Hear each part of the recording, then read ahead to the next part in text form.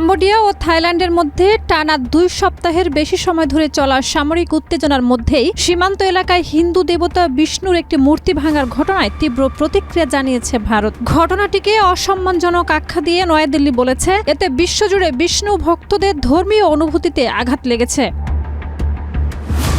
24শে December ভারতের পররাষ্ট্র মন্ত্রণালয়ের এক বিবৃতিতে বলা হয়, এমন ঘটনা কোনোভাবেই গ্রহণযোগ্য নয়। একই সঙ্গে থাইল্যান্ড ও কম্বোডিয়াকে সংযম দেখিয়ে আলোচনার মাধ্যমে চলমান সংকট সমাধানের আহ্বান জানায় ভারত। কম্বোডিয়ার অভিযোগ, থাইল্যান্ডের পক্ষ থেকেই মূর্তিটি ভাঙা হয়েছে। শিয়া বাটার ও ভিটামিন ই সমৃদ্ধ লিলি বিউটি সোপ, তারুণ্যময় উজ্জ্বল ত্বকের জন্য।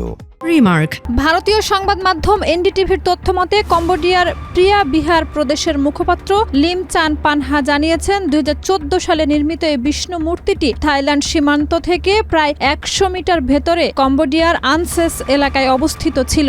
22শে ডিসেম্বর একটি ব্যাকহো লোডার দিয়ে মূর্তিটি ভেঙে ফেলা হয়, যার ভিডিও সামাজিক যোগাযোগ মাধ্যমে ছড়িয়ে পড়ে। তিনি বলেন, বৌদ্ধ ও হিন্দু উভয় ধর্মাবলম্বীদের কাছে পবিত্র মন্দির ও মূর্তি ধ্বংসের এই ঘটনা নিন্দনীয়।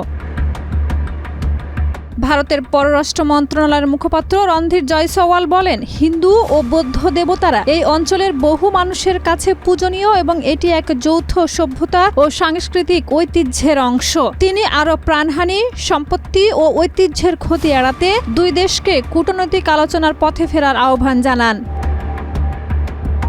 এদিকে থাইল্যান্ড কর্তৃপক্ষ এখন পর্যন্ত মূর্তি ভাঙার বিষয়ে কোনো আনুষ্ঠানিক প্রতিক্রিয়া জানায়নি। জুলাইয়ে থাইল্যান্ড ও কম্বোডিয়ার সীমান্তে সংঘর্ষ শুরু হয়। 5 দিনের লড়াই শেষে ট্রাম্পের মধ্যস্থতায় সংঘাত বিরতি হয়, তবে চলতি মাসে আবার লড়াই শুরু হয়েছে। এ পর্যন্ত 40 জনের বেশি নিহত ও প্রায় 10 লাখ মানুষ বাস্তুচ্যুত হয়েছেন। সীমান্তে নতুন সংঘর্ষে থাই বাহিনীর ট্যাঙ্ক ও ড্রোন দিয়ে পাল্টা হামলা চালিয়েছে।